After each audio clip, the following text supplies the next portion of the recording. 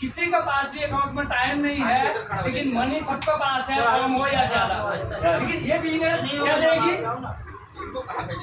Time देगी। Time is money, time is money.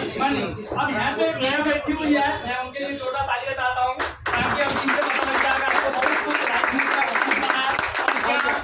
हो या क्या नहीं चाहते हो वो आपको भुगतना पड़ता है। इसके बावजूद ये बिजनेस आपको बाहर निकलने का कोशिश करता है, ताकि आपको सारी सुविधा नहीं दे सकता है, लेकिन फिर भी बहुत कुछ सुविधा आपको दे सकता है। अब ये समझने जरूरी क्या है सर, ये बिजनेस क्या है?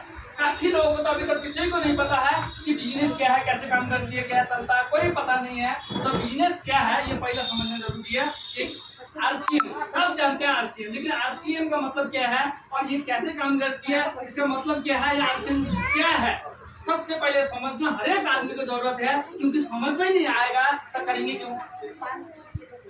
सबसे बड़ी बात क्या है सर, समझ आना। और वो समझ आने के बाद और क्यों करें, क्योंकि पहले समझ आना चाहिए। तो ये क्या है सर, ये लेटेस्ट प्रणाली है, एक बिजनेस का लेटेस्ट प्रणाली है, ये दुनिया का लेटेस्ट प्रणाली है, और जीरो इन्वेस्ट में चलने वाला पूरी दुनिया का इंडिपेंडेंट बिजनेस है। और यहाँ आप खुद इसका मालिक हो, लेकिन आप अपने को कैसे हैंडल करते हो ये आपके ऊपर है। क्योंकि हम जॉब में तो उसके हिसाब से हम बहुत तरीके से चलते हैं, लेकिन यहाँ खुद बॉस हैं और खुद अपने को काम लगाना है, इसलिए हम यहाँ क्या होते हैं, सक्सेस नहीं हो पाते हैं। क्योंकि मीटिंग वहाँ पे जाना हो, मीटिंग में आना हो, कौन उठेगा सर? ड्यूटी में जाना हो सारे उठेंगे सर, क्योंकि मालिक बैठा हुआ है। और यहाँ खुद बॉस है तो आपने को तो यार बात समझना सर। इसलिए हमें 90% लोग यहाँ फेल है सर। क्यों? पहले तो इन्वेस्ट नहीं है, जीरो से शुरू होता है, जीरो से शुरू होता है तो यहाँ डर नहीं होता है।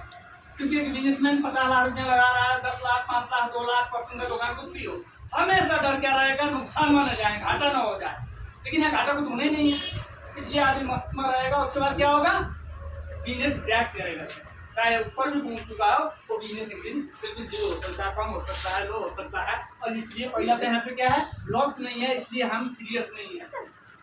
और दूसरी बात, बोस नहीं है साहब। क्या है, बोस होना चाहिए, कहीं ना कहीं डर होना चाहिए। आपने देखा बच्चे को पढ़ाते हैं पर कोई यहाँ कोई ऐसे मम्मी बैठे हैं जिस मम्मी ने अपने बेटी को खुद पढ़ाते हैं, ट्यूशन खुद देते हैं, कुछ है कोई है? नहीं है। क्यों? अपने बच्चे से, अपने मम्मी से अपना बच्चा कोई बात समझ में आना चाहिए, क्योंकि वो दीदी से जो पढ़ाते हैं तो समझ में सब कुछ आ जाता है। दीदी से डरते हैं और पूरी तरह होमवर्क को पूरा करते हैं, और कभी भी उनका बात को काटते नहीं है, लेकिन मम्मी का बात को कभी मानते नहीं है। इसलिए कहीं ना कहीं हमको क्या चाहिए सर, बोझ चाहिए, कहीं ना कहीं डर चाहिए, और यहाँ डर नहीं। समझ जाए।